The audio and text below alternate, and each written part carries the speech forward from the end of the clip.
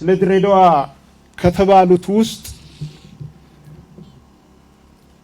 ሎሬት ጸጋዬ ገብረመድህን ትንሽ ነገር ብዙ ገጥሞላታል።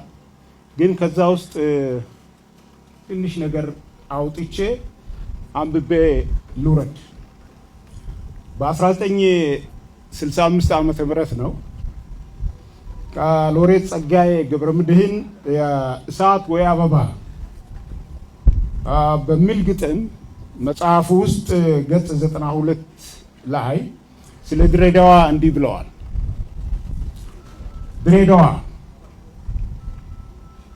የምስራቅ ጥላዋ ለሀገር ጎሳ ምድር ጽዋ ህብረ ጠባይ